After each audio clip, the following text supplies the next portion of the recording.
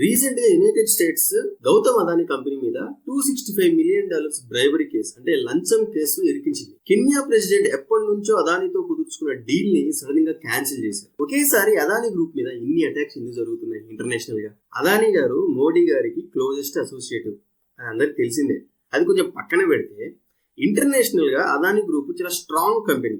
నిజం చెప్పాలంటే international market దృష్టిలో అదానీ గ్రూప్ అనేది ఇప్పుడున్న ఇండియాకి ఫైనాన్షియల్ పవర్ హౌస్ గా ఉంటుంది.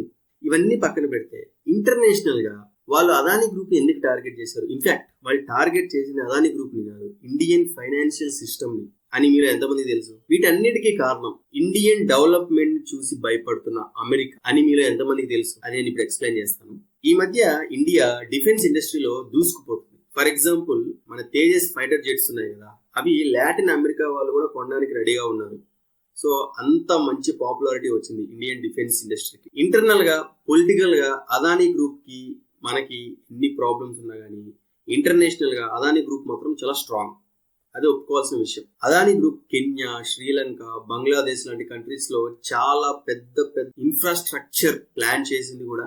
ఈ మధ్య ఇండియా రష్యాతో కుదుర్చుకున్న ఆయిల్ డీల్ గానీ, బ్రిక్స్ కరెన్సీ గానీ, యుక్రెయిన్ వార్ టైంలో ఇండియా యుఎస్ కి యుక్రెయిన్ కి సపోర్ట్ చేయకుండా న్యూట్రల్ గా ఉండడం గానీ, సో ఇవన్నీ చూసిన అమెరికాకి ఇండియా అంటే ఎక్కడ లేని చిన్న భయం పుట్టుకుంది. అన్ని విధానాల్లో ఇండియా యుఎస్ కి పోటీ ఇస్తూనే ఉంది.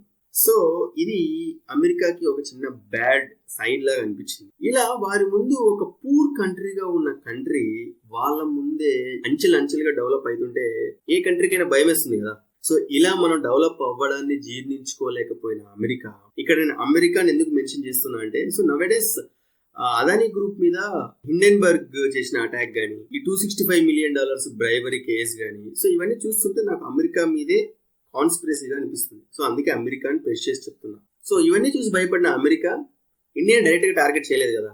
సో ఇండియన్ ఫైనాన్షియల్ సిస్టమ్ ని దెబ్బతీయాలని చెప్పేసి ఇలాంటి పెద్ద పెద్ద కంపెనీస్ మీద అలిగేషన్స్ వేసి వాళ్ళ క్రెడిబిలిటీని దెబ్బతీస్తుంది. ఇది నా ఒపీనియన్. ఐ హోప్ నా ఒపీనియన్ చాలా మందికి మీలో కనెక్ట్ అయి ఉంటుంది.